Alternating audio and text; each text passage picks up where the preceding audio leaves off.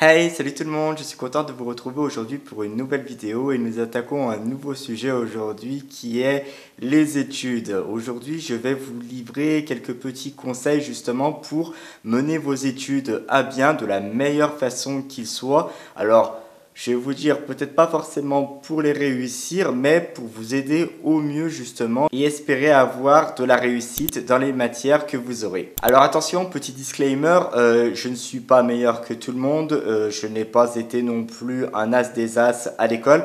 C'est juste que avec le recul, en fait, je me suis dit bon bah pourquoi pas leur livrer quelques petits conseils justement pour être sûr de se donner à fond, pour se donner les moyens de réussir dans leurs études. Et c'est ce que je vais faire aujourd'hui et on va commencer évidemment par l'une des priorités pour réussir ses études, c'est il n'y a pas de mystère, il faut travailler. Il faut travailler que ce soit en cours, à la maison, sur vos devoirs. Vous n'avez pas le choix, il faut être assidu pendant les cours, il faut écouter le professeur, il faut bien prendre des notes sur ce qu'on vous dit, il faut bien essayer d'apprendre, il faut essayer de comprendre aussi, bien que ce ne soit pas toujours facile. Il faut essayer de comprendre vos leçons, il faut essayer de comprendre les cours du prof. Malgré tout, il peut arriver certaines fois qu'on a beau se donner tout le mal du monde, on a beau être assidu en cours, on a beau bien écouter le prof, on peut avoir des matières où on éprouve quelques petites difficultés. Si toutefois vous n'avez pas très bien compris un cours, tout à fait libre à vous d'aller justement à la fin de ce cours poser quelques questions supplémentaires au professeur qui, je pense, sera quand même content de vous aider, de vous livrer quelques explications supplémentaires et vous aider à mieux comprendre son cours. Une autre façon aussi de résoudre ces difficultés, c'est d'essayer de se trouver un camarade de classe, un pote, qui a peut-être plus de facilité dans cette matière et qui comprend très bien le cours. Et à ce moment-là, pourquoi pas se mettre à côté de lui. Et puis pendant le cours, pas non plus en le dérangeant toutes les 5 minutes. Si vraiment il y a quelque chose que vous n'avez pas compris, lui demander quelques explications supplémentaires. Je pense qu'il sera tout à même de vous donner ces explications. Si c'est un bon pote, voilà, je pense qu'il n'y aura pas de souci. Vous pouvez essayer de demander aussi à ce pote, à cet ami, pourquoi pas de faire vos devoirs ensemble. Vous pouvez vous fixer un petit créneau, soit chez lui, soit chez vous, et pourquoi pas justement faire vos devoirs ensemble. Il aura plus de temps à ce moment-là pour vous expliquer ce que vous n'avez pas compris dans le cours et justement en faisant des exercices ensemble, vous dire bah oui, non, là tu comprends pas parce que c'est telle façon qu'il faut voir les choses et peut-être justement vous aider à résoudre quelques exercices et aussi à mieux comprendre votre cours. Vous pouvez très bien solliciter vos amis, mais il y a d'autres personnes aussi que vous pouvez solliciter. Il s'agit de votre famille. Vous pouvez solliciter votre père, votre mère. Par exemple, moi, je ne peux pas vous cacher que j'étais pas non plus une lumière à l'école et par exemple, avant le collège, on va dire en primaire, j'étais très très mauvais en orthographe, mais très très très mauvais. Mon père, quand il voyait mes notes, il s'est dit c'est pas possible, c'est une véritable catastrophe, il faut faire quelque chose. Moi je lui disais bah oui mais bon moi je comprends pas, il faut absolument que, enfin je veux bien essayer de trouver des solutions pour améliorer mon orthographe, mais je sais pas comment faire. Et mon père m'a dit bah écoute tu sais quoi, le dimanche matin maintenant ce qu'on va faire c'est des dictées. Alors effectivement, vu comme ça, je me suis dit, enfin voilà, ça c'est super. Tu te lèves le dimanche matin, tu es en week-end, tu as eu des cours toute la semaine, tu vas te lever pour faire des dictées. Ah ouais, merci papa. Merci papa, c'est très gentil. Tous les dimanches matins, on faisait des dictées. Il me lisait un livre. Ce livre-là, tellement je l'ai fait en long, en large et en travers, je peux vous dire exactement le titre de ce livre, c'est La piste fauve. Mais ce livre, je suis sûr que je le connaissais par cœur au bout d'un moment. Donc voilà, et tous les dimanches, en fait, on faisait des dictées. Et je peux vous dire que les résultats ne se sont pas fait attendre. Au bout, je crois, de 1 mois, mes notes de dictée se sont considérablement améliorées. Je devais taper du 2 ou 3 sur 10 au tout départ. J'arrivais quand même à du 7, 8 sur 10 à l'arrivée. Donc, franchement, même si j'en ai chié tous les dimanches matins, j'étais quand même bien content et j'avais dit merci papa, c'est gentil.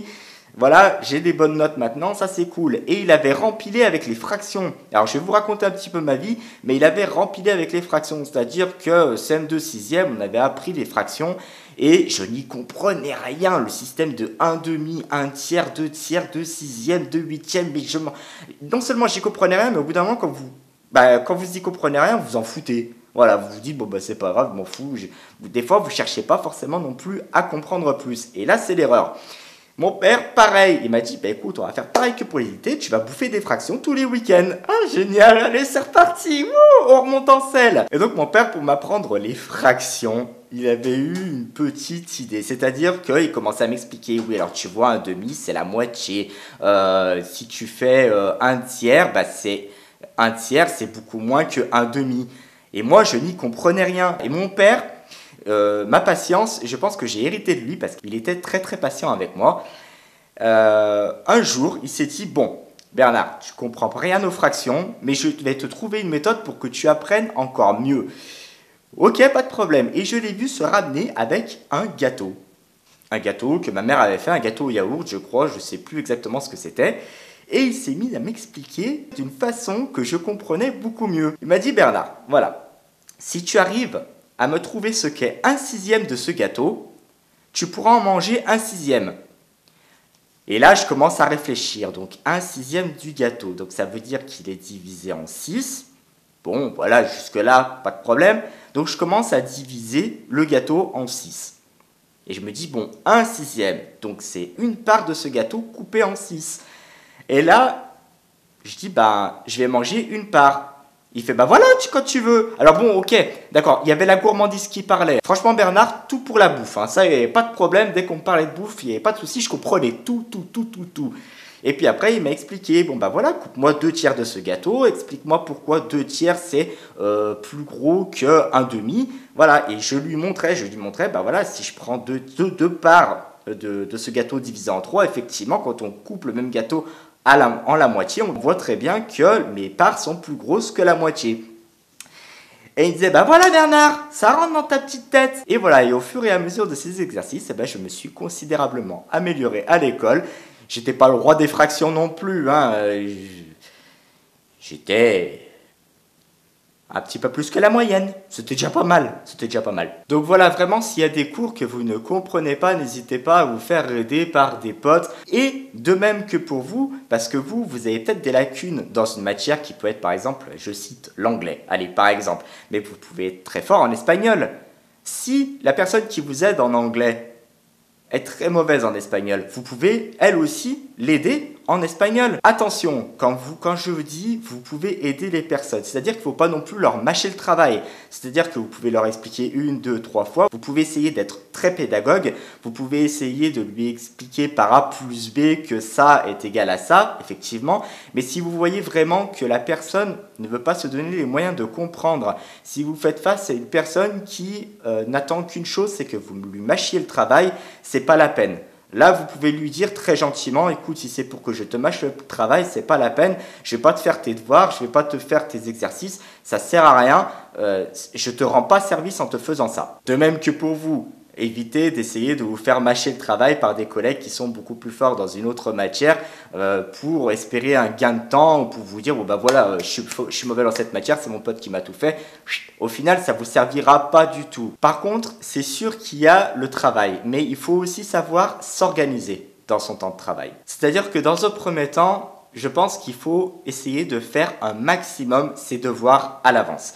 Pourquoi ? Parce que si vous faites de plus en plus vos devoirs, vos travaux en avance, il y aura peut-être des jours où on vous demandera peut-être un petit peu moins de travaux et ça vous permettra aussi de souffler parce que souffler c'est très important. Oui, c'est sûr qu'il faut cravacher, il faut travailler, il faut se donner les moyens, il faut apprendre cette leçon, oui, mais il faut aussi savoir prendre du temps pour soi, pour se libérer l'esprit, pour s'aérer l'esprit aussi, pour penser à autre chose et pour se faire aussi plaisir. Parce qu'il faut savoir aussi mettre le cerveau en mode off de temps en temps. Vous allez me dire, mais Bernard, si je fais mes travaux du jeudi le lundi, il se peut que le jeudi, j'ai déjà tout oublié de ce que j'ai fait.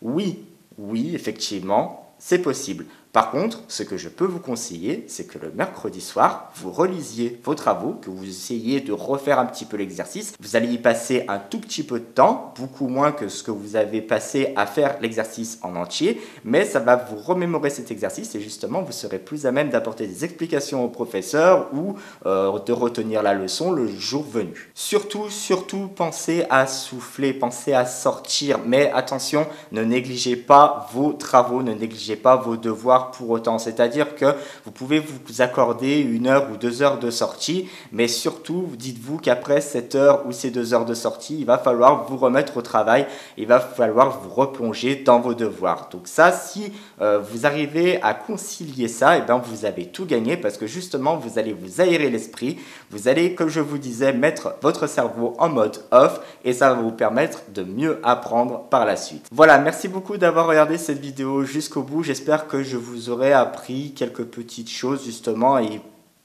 pour améliorer un petit peu votre quotidien dans vos études, peut-être votre façon de travailler. Encore une fois, je vous dis, j'ai pas été une bête à l'école, j'étais pas non plus un cancre, mais je me suis dit, pourquoi pas leur livrer quelques conseils, ça peut toujours en aider quelques-uns et c'est tout ce que j'espère au travers de cette vidéo. Merci à tous pour tous vos likes, merci à tous pour tous vos commentaires et vos partages. Vous êtes de plus en plus nombreux à regarder les vidéos de la chaîne. Merci beaucoup pour tout votre soutien chaque jour. Ça me fait énormément plaisir. N'oubliez pas que vous êtes unique et quels que soient vos rêves, n'abandonnez jamais. Ciao!